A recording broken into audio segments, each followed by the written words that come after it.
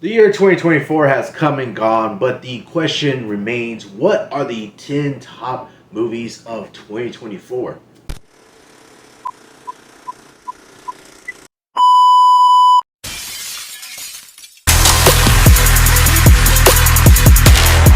What is happening, guys? Back at you with another video. So it's quite the interesting year when it comes to 2024 for movies. I probably saw about close to 40 new movies this past year for 2024. But the question is, what are the top 10 in my opinion? So in this video, we're going to be going down a list of the top 10 movies of 2024. This is based on my opinion. But let's go ahead and get down into this list. Start off with number 10. So for me, at the number 10 spot, going down a list of all the different movies that I watched this past year, I'm going to have to go with Kingdom of the Planet of the Apes. Now, this was the new entry into this newest adventure of the Planet of the Apes films, taking place many generations, as they say in the movie, after the Caesar movies, after that great trilogy that we got a few years back. So I was definitely excited for this new movie, and also too, in the sense, a little worried about this new movie. I was wondering, can they be able to live up to what the original, the past previous trilogy was able to give us? Because that's such an amazing trilogy in my opinion, and I just love those movies. So I was really hoping for the best when it came to this movie, getting a new director, getting a new team sort of behind this movie. And I gotta say, for basically the most part, after watching this movie, after checking it out, I gotta say I was definitely impressed with what they were able to do. I was definitely happy for the most part with what they were able to do. You know, the way that they're still able to keep this motion capture going, this great motion capture going, where the ape just feels so lifelike to, they actually feel like it's real, to where it actually feels like you're actually watching real life apes on screen. I believe that it's real life apes being able to go on this journey, be able to tell this story. You got a great villain in here with Proximus Caesar. I will say though that Noah is not necessarily as strong of a character to like Caesar, but I could see where he has some room to grow to be able to become that prominent character in this so-called story going on. So I'm actually interested in seeing where he goes on his journey and where these movies actually go in the future. At the number 9 spot is going to be A Quiet Place Day One. Now, I love the other two Quiet Place movies. So I was definitely excited for a new entry in the franchise. And with this one, this was going to be taking place on the first day of the whole invasion going on. So it's basically a prequel to all those other two movies that we got. And it was going to be following a set of new characters, so I was definitely interested and intrigued by that, seeing what they could be able to do, tell us a new story set in this world. And I gotta say, I really enjoyed this movie. The way they were able to give us a story with these characters, when it comes to the character of Lupita Nyong'o's character, where they're able to give us this, human story. It's about this woman who just wants to get a slice of pizza. Even though that sounds such a mundane type of thing going on, type of story going on, to where she's just going through the city trying to get this slice of pizza. It's a very humanized story to where you actually feel for the character and get invested with this character as she's trying to go on this journey to not only survive, but just get that one last thing in her life that she wants. You have Joseph Quinn who tags along with her, to where you get these two characters, you get this story that's happening, get invested with these characters, and you just want to see them come out on top, for them to get what's best for them. And overall, it's just a compelling story that's going on in this movie. Something that this movie was able to prove to me was that it's able to continue this franchise, keep it going with other movies. The way that they're able to give us new characters, give us a new story that's set within this world, with the whole backdrop of these alien creatures. This movie actually proved to me that we can be able to continue on with movies with new characters and new stories going on. So this movie is one of the movies I enjoyed this past year in 2024. Coming at the number 8 spot is going to be Abigail. This was just a fun experience of a movie. When it comes to vampire movies lately, we haven't really had those great vampire movies that have been coming out over recent years. We've kind of been in a downfall, kind of in a drought in a way, to where we haven't had great vampire movies. So I was definitely looking forward to this one and seeing if it could be able to live up to being just a fun or a great vampire movie. And I gotta say, after checking it out, I definitely had a lot of fun with this movie. It was ridiculous at times. It was just fun overall. Just a fun experience watching this movie, checking it out.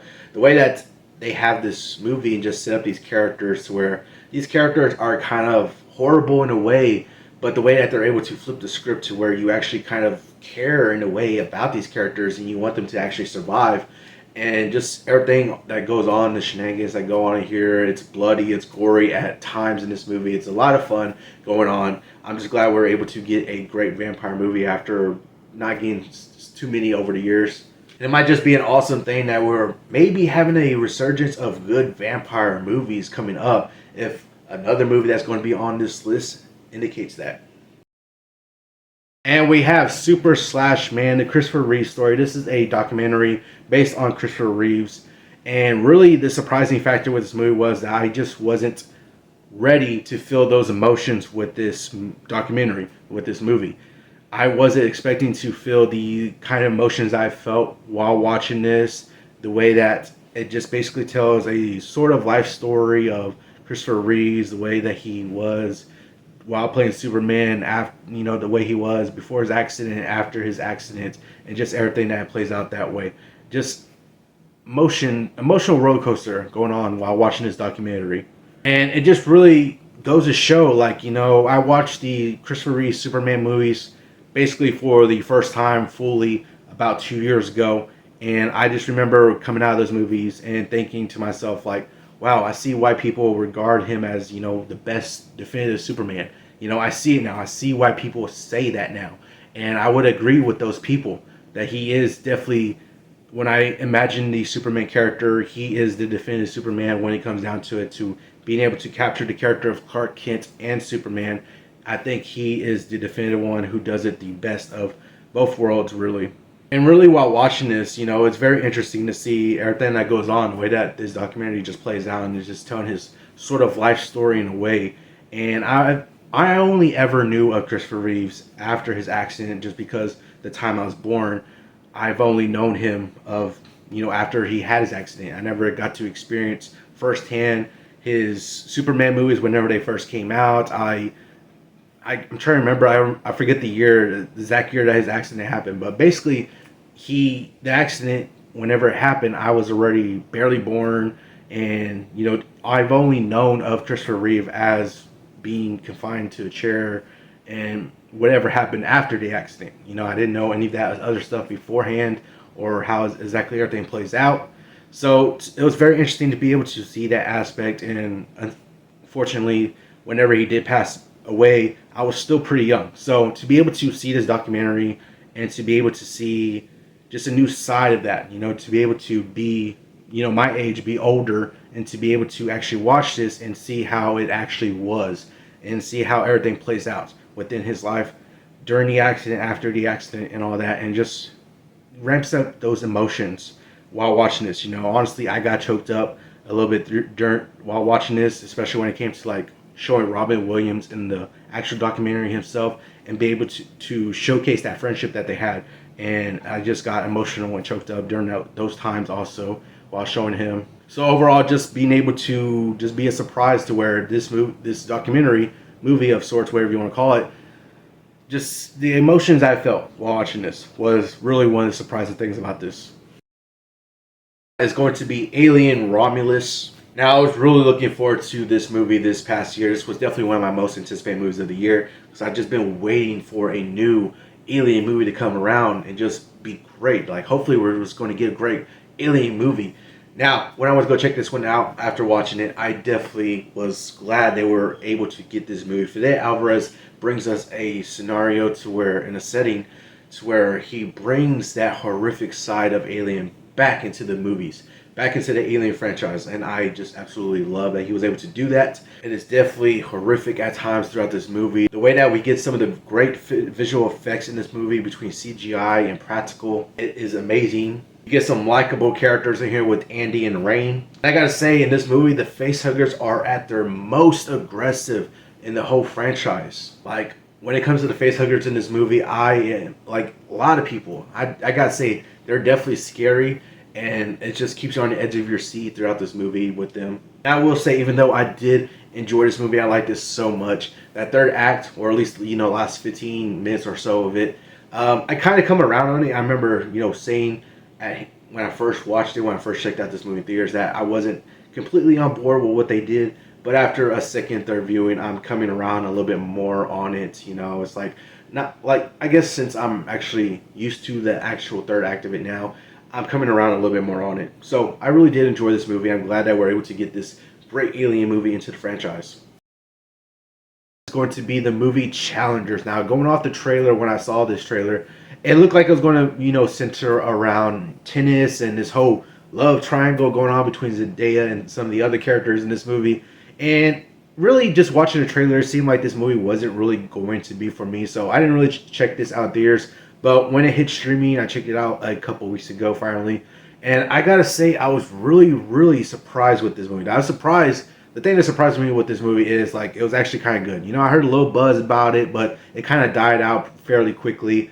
But I was just really surprised on how good this movie actually was, how much I really ended up liking this movie. This was actually one of the few movies this year to where I actually watched more than once. And really, when I said I watched this movie a couple weeks ago on streaming, and I actually recommended this movie to somebody else to watch it, and I ended up watching it with them a couple days later. And I didn't even mind watching it again, even though I watched it just a couple days ahead of time, and it was just really interesting movie. It's intense, it's kind of intriguing. The way that it is, the sleekness of this movie, the way that we get some of these stylized shots in here, the camera work is kind of immaculate in a way. The way that it's very interesting. There's very intriguing and stylized shots that we got with the camera work in this movie, to where there's even some shots where it looked like you're in the perspective of the ball, the point of view of the actual tennis ball going back and forth on the court, being hit by rackets and all that. And just the way that the use of camera work was in here is very, very stylized. It's the sleekness of it. It was very intriguing the way that the camera work was done in here. And the score was honestly pretty amazing. It's sort of like a EDM sort of type of score, and it just flowed so eloquently along in the movie, and then it really goes to show, just a couple of days ago we had the Golden Globes and it won for best score. Challengers won for best score at the Golden Globes, and honestly I was actually kind of rooting for at the Golden Globes, and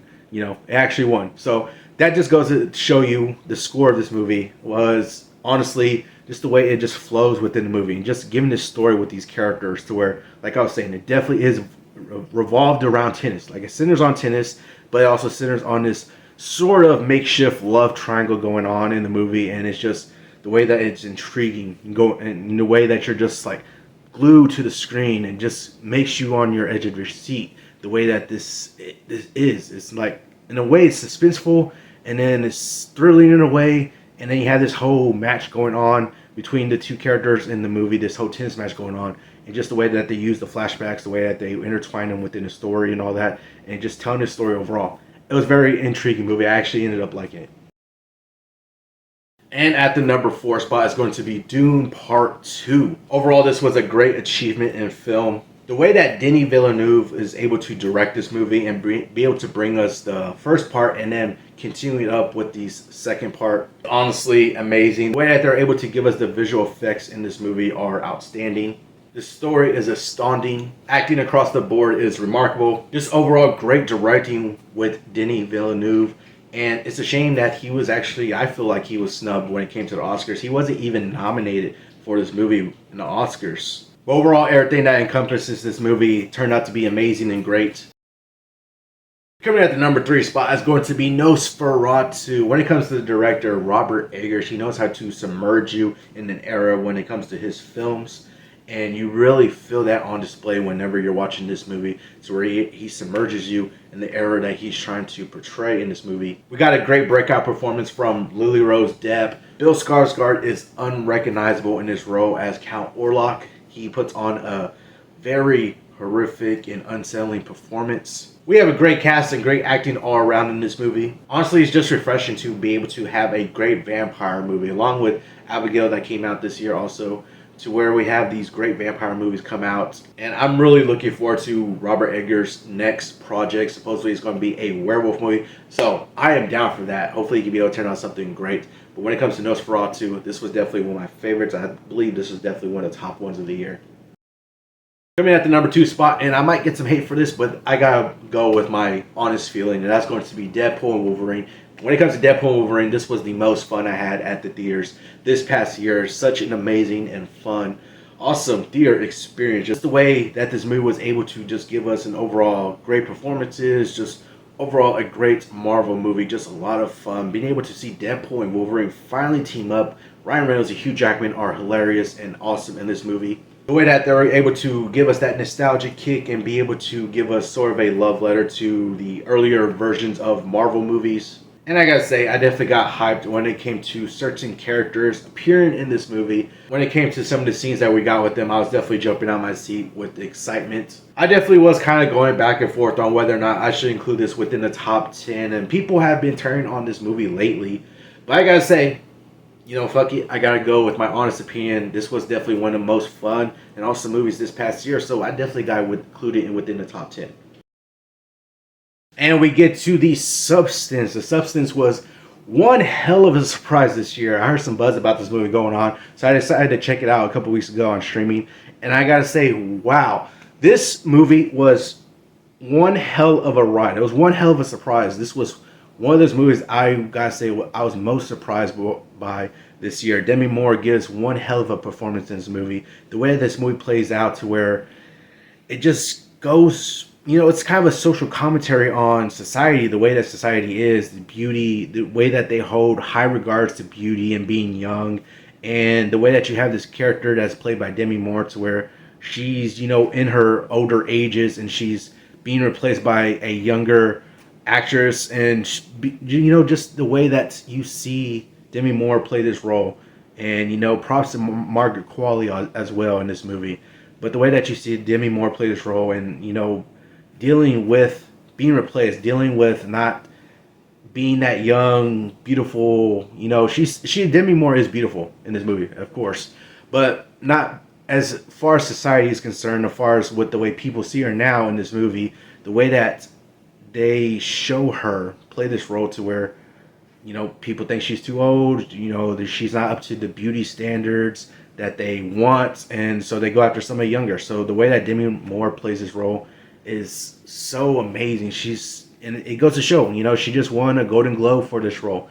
So props to her, man. I gotta say, she surprised, not necessarily she surprised me, but this movie surprised me with the way it was, and just the way that this movie, it plays out sort of like a body horror movie in a way also, where a lot of scenes are very horrific and grotesque also. It's kind of unsettling at times. Just the way that this movie was is just one hell of a ride. It's so surprising in that aspect. This turned out to be a great way to end the year off and check out this movie. It was just one hell of a surprising movie, I gotta say. So that is going to do it for the top 10 movies of 2024. Like I said, this is just my opinion. After watching close to 40 movies this past year, 40 new movies this past year, these are the top 10 movies of 2024 for me. If you want to check out some of my other 2024 movie videos, definitely go check out the most disappointing movies of 2024 or the most surprising movies of 2024 videos. But definitely let me know down in the comments below, what are your top 10 movies of 2024? Which ones were your favorites? Which ones did you enjoy? But that's going to do it all for this video. Hopefully y'all enjoyed it. Remember to subscribe and turn notifications on so you know I post another video. Hope you have an awesome day, and I'll see you on the next one.